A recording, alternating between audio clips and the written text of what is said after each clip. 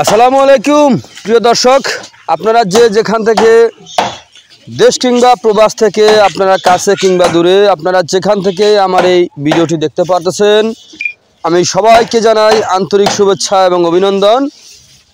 আজকে একটি ঘাসের কাটিং কাটা হচ্ছে, সেখানে দেখাচ্ছি আপনাদেরকে কিভাবে ঘাসের কাটিং কাটা হচ্ছে। এই ঘাসের নাম হচ্ছে ইন্দোনেশিয়ার স্মার্ট নেপিয়ার ঘাস।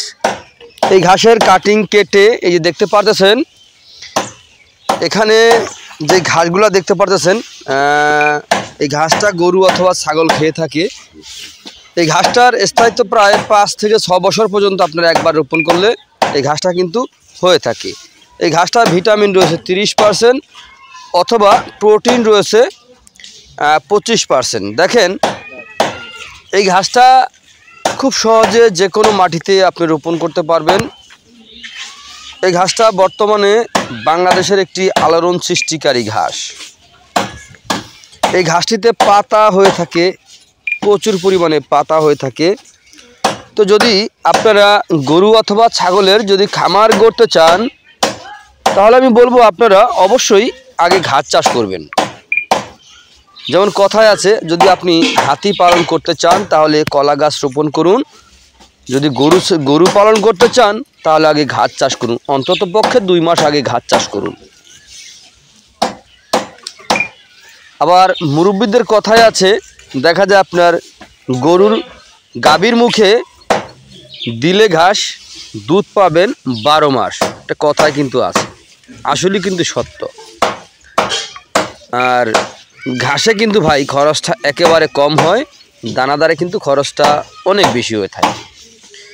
যে দেখেন, আমরা কাটিং কেটে তারপরে এই গুনে এক একটা বস্তায় আলাদা আলাদা করে প্যাকেট করে তারপরে আমরা এই ঘাসগুলা সারা বাংলাদেশের বিভিন্ন জেলা উপজেলায় আমরা ঘাসের কাটিং ডেলিভারি দিয়ে থাকি।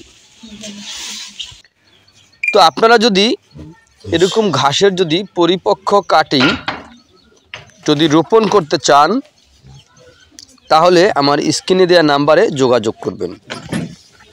আমরা এই ঘাসের কাটিং সারা বাংলাদেশে স্টেট ফাস্ট কুরিয়ার সার্ভিস অথবা সুন্দরবন কুরিয়ার সার্ভিসের মাধ্যমে সারা বাংলাদেশে আমরা ডেলিভারি দিয়ে থাকি। চাইলে আপনি বাংলাদেশের যে কোনো প্রান্ত থেকে আমাদের থেকে ঘাসের কাটিং সংগ্রহ করতে পারেন। তো আরেকটি কথা বলবো আপনাদেরকে, যারা ঘাস চাষ করে তারপরে যারা ডেলিভারি দিয়ে মানে বিক্রি করে থাকে, তাদের থেকে ঘাসের কাটিং সংগ্রহ করবেন। কিছু কিন্তু দালাল রয়েছে, ওরা কিন্তু একজনের থেকে আরেকজন নিয়ে তারপরে এটা বেচাকেনি করে। তো সেদিকে আপনারা লক্ষ্য রাখবেন যাতে আপনারা ক্ষতিগ্রস্ত না হন।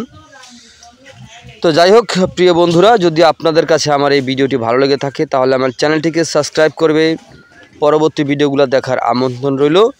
তো আপনারা যে যেখান থেকে আমার এই ভিডিওটি দেখতে পারতেছেন, তো আপনারা সকলে ভালো থাকবেন, সুস্থ থাকবেন। আসসালামু আলাইকুম ওয়া রাহমাতুল্লাহ।